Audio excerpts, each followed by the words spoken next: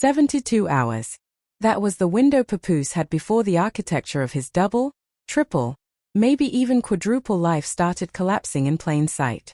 And the name stitched into every layer of the fallout was not Claressa Shields. It was Khadija Branson, a name half the internet keeps mispronouncing and, apparently, a name much of New York hip-hop has spent years pretending not to recognize. Say it slowly, Khadija. Because according to the whispers surrounding this situation, she was the woman Remy Ma had been warning people about long before the headlines exploded. Long before the diss tracks, the social media shade, and the emotional interviews. Years ago, while fans were still treating the marriage between Remy Ma and Papoose like one of hip-hop's few untouchable love stories, the cracks were already spreading underneath the surface. The problem was that nobody wanted to listen to the wife who allegedly already knew where every skeleton was buried. Strip this scandal down to its bones. Remove every polished press release, every carefully rehearsed radio interview, every coded Instagram caption soaked in passive aggression, and what remains does not look like an ordinary celebrity breakup. It does not even resemble a typical cheating scandal. What emerges instead is something far more complicated. A business machine, a family-connected network, and a carefully protected inner circle where personal relationships and professional loyalty became impossible to separate. At the center of it all sits Khadija Branson. And by the time Claressa Shields appeared to realize exactly what kind of situation she had stepped into, the damage may have already been done. The elevator had dropped past the basement before anyone noticed the cables snapping. So rewind the timeline. Not to the headlines. Not to the diss records. Not even to the viral moment when Claressa Shields admitted she had studied Remy Ma's lyrics line by line, almost like someone trying to decode a warning hidden inside a song. Go further back. Go back to 2021. Because that year, buried beneath mixtape releases and low-key industry moves that most fans ignored at the time, may hold the clearest fingerprints in this entire story. During that period, Papoose was heavily involved with TuneCore, releasing music at an aggressive pace, sometimes dropping a new project every month. To some people, it looked like relentless ambition. To others, it looked like a man overcompensating, distracting himself, or quietly building something behind the scenes. Then came a track titled Counting Green. The song featured legendary rapper Busta Rhymes, but another name quietly appeared in the credits, Khadija. Not a random artist. Not a last-minute feature. A collaborator. A woman slowly being woven into Papoose's musical world before the public even knew who she was. Now hold on to that detail, because this is where the story becomes even more layered. Khadija was reportedly not just another artist orbiting around Papoose's career. Her cousin, producer Sean 2 Miles, allegedly worked closely with Papoose on projects including the Bars on Wheels series and even a track titled Faithful. Read that title again carefully, Faithful. A song carrying that name, connected to the family of a woman rumored to have been deeply involved in Papoose's life for years, suddenly feels less like coincidence and more like irony written in bold letters. And the connections do not stop there. Khadija's father, Reuben Branson, reportedly owns a label called Win Records. The label itself is said to be named after Khadija's daughter, whose nickname is Winnie. That detail transforms the situation from a simple rumor into something that feels almost corporate. A network where music, family ties, loyalty, and personal relationships all intersect in ways the public never fully noticed. Which is exactly why this controversy refuses to die. Because beneath the gossip and viral clips, people are no longer asking whether there was betrayal. They are asking how long the entire structure had already been in place before the audience finally caught up. As of the most recent reporting surrounding 2025 and early 2026, the connections tying this entire situation together have only become harder to ignore. Win Records, the same family-owned label linked to Khadija Branson and her relatives, reportedly signed Claressa Shields to a massive $8 million music deal while simultaneously installing Papoose as the company's head of hip-hop. And here is the detail making people raise their eyebrows. It is the exact same executive-style role Papoose previously held at TuneCore. Same position. Same man. Different company. Same circle of people quietly connected behind the scenes. Read that slowly and let the implications settle in. Because what was publicly marketed as a glamorous crossover opportunity for Claressa Shields, a champion boxer stepping into the music industry, is beginning to look, at least to critics online, like something much more strategic. Fans are questioning whether the deal was ever truly about music. Instead, some believe Claressa's celebrity power, ESPN visibility, championship image, and commercial value were being folded directly into a family-controlled infrastructure that already had Khadija's presence embedded throughout it. According to that interpretation, Khadija's fingerprints were never just sitting in the background. They were allegedly on every layer of the operation: the relationships, the business moves, the networking, and the branding itself. That is why many people no longer describe this as a simple cheating scandal or celebrity love triangle. To them, it resembles a carefully constructed dynasty disguised as entertainment gossip. And while all of this was unfolding behind closed doors, the public spotlight remained fixed on Claressa Shields and her increasingly emotional reactions online. She was loud, defensive, constantly responding.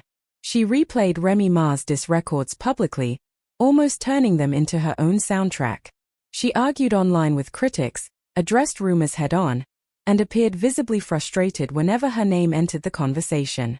At one point, she even recited Remy Ma's lyrics line for line while insisting the records were not directed at her. But audiences noticed the contradiction immediately, because people rarely memorize a diss track that deeply unless it strikes a nerve. You do not react to shadows with that much intensity unless the shadow already feels real. Every response, every emotional live stream, every defensive post seemed to convince the internet that the songs had landed exactly where they were intended to land. And according to the growing online narrative, while Claressa was directing all her anger toward Remy Ma, the true architect behind the humiliation may not have been Remy at all. It may have been the hidden structure surrounding her the entire time, a structure she allegedly did not fully recognize until the walls had already started closing in. It was not even Papoose at the center of the real power structure.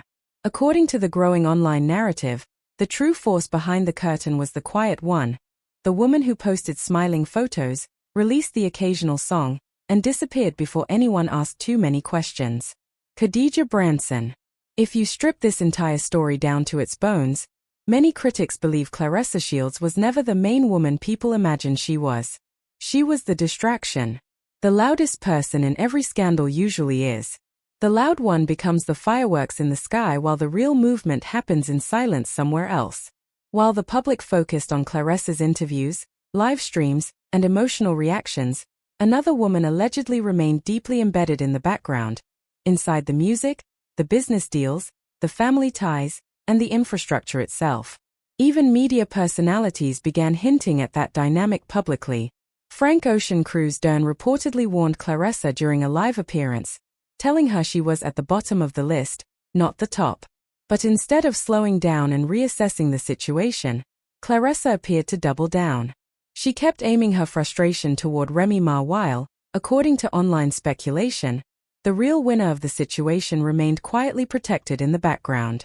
And that is where the timeline becomes important. Once you start connecting the years together, people begin to understand why Remy Ma never appeared fully shocked when new allegations surfaced. When the rumors involving Easy the Block Captain exploded online, many expected Remy Ma to panic or completely collapse publicly. Instead, she looked more exhausted than surprised, as if she had already lived through multiple versions of the same betrayal long before the internet finally caught up. Because according to rumors surrounding the relationship, Easy the Block Captain was never allegedly the first issue. Not the second. Maybe not even the fifth. There have been whispers for years about arguments, alleged side relationships, and even claims that Remy Ma once confronted another woman connected to Papoose during a family Thanksgiving gathering shortly after returning home from prison. Other rumors suggested the existence of a possible love child long before the current controversy ever entered headlines. None of these stories were ever fully confirmed publicly, but they continued circulating through blogs, interviews, and fan discussions for years. Meanwhile, the business connections kept stacking up. Remy Ma allegedly knew about the TuneCore era. She allegedly knew about the 2021 collaborations involving Khadija. She allegedly knew about the late-night studio sessions that extended far beyond music recordings. And according to supporters of her side of the story, she had been trying to warn people for years, only to be dismissed by fans who viewed Papoose as the loyal husband of hip-hop. That image mattered because Papoose was never just a husband in the public eye. He became a brand, the devoted man who stood beside his wife during prison, interviews, career rebuilds, and public struggles. That reputation carried enormous value. Critics now argue that his public identity remained heavily tied to Remy Ma's fame, platform, and audience reach even while rumors claimed he was building emotional and professional foundations elsewhere. And that is where the narrative surrounding the marriage begins to shift for many observers. Some online critics claim the marriage itself became less about romance and more about optics, a recognizable union that kept both names commercially relevant. Harsh commentators even argue that maintaining the marriage preserved Papoose's visibility in media spaces where Remy Ma's celebrity status still carried weight. Then came another moment that reignited speculation. On a 2023 track, Khadija reportedly delivered a lyric saying she wanted to be the Remy for her man, Papoose. That single line instantly triggered backlash online because people interpreted it as more than admiration.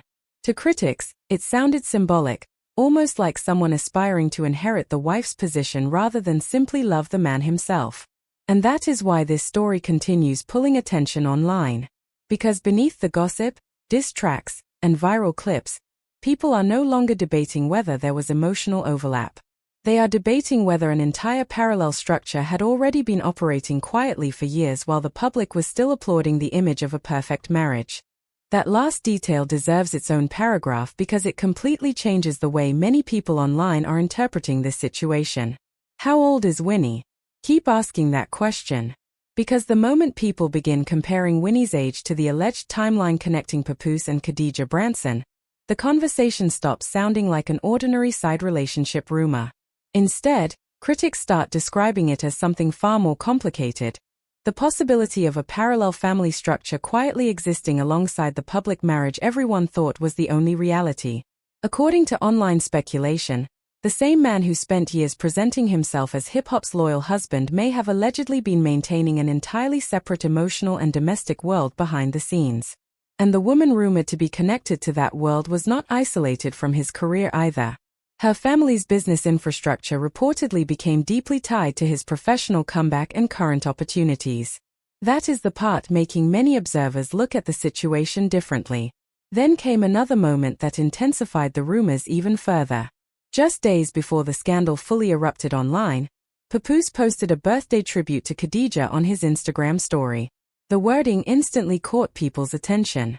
He referred to her as the princess of the streets, praised her as a real team player, and heavily promoted her upcoming project with Win Records using enthusiastic all-caps captions. For many viewers, the language felt unusually personal. Critics online argued that this did not sound like the way someone casually speaks about a collaborator or label mate. Instead, they interpreted the message as the language of somebody deeply familiar with another person's role in both his personal and professional life. To them, phrases like real team player implied trust, loyalty, discretion, and long-term involvement behind closed doors. That interpretation is why social media conversations around the controversy became so intense. Because people were no longer discussing a random rumor or brief affair. They were discussing the possibility of an arrangement that may have operated quietly for years, one where everyone involved allegedly understood their position, their silence, and the structure holding the entire situation together.